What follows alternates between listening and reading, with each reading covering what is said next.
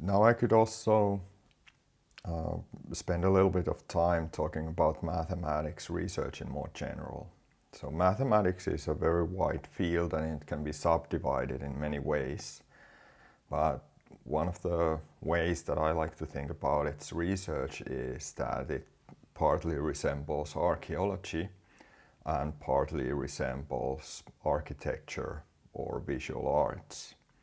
So in one of these parts, we are digging deep into the body of existing mathematics, something that came before us, and our aim is to uncover some hidden truths and yet unknown things about what has done before.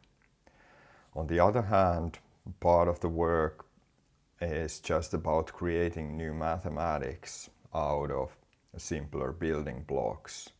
This may be just for the sake of the beauty of the creating mathematics, or it could be about developing new mathematics to solve some problem from another field of science.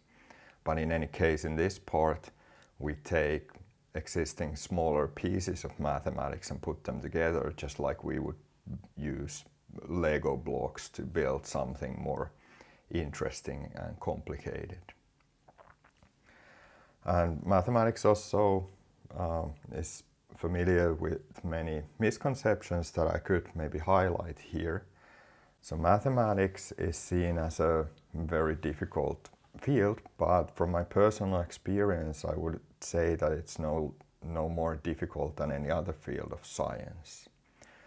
Part of the seeming difficulty can be caused by the fact that mathematics has its own language, but this is on the other hand also true with any other field of science as well.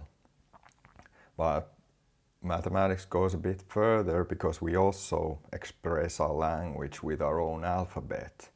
And this definitely steepens the learning curve of mathematics in the start.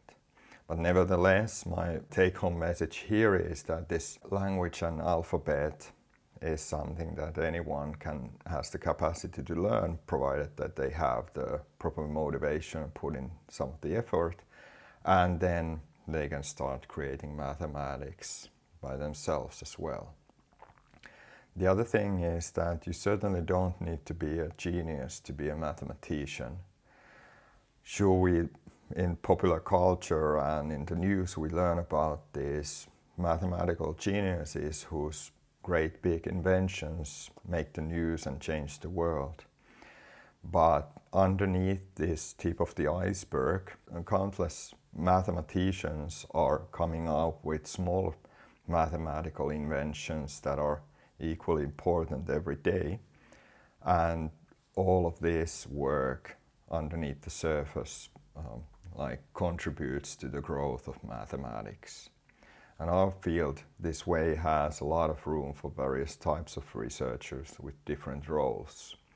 Here you can think of an analogy coming from construction engineering, because we may say that probably the person who designed the Eiffel Tower had to be a genius, but the actual construction of the tower required a huge collaborative effort from a really big group of different people working in different areas of construction and engineering, and it is also only this group effort that resulted in the building we see today.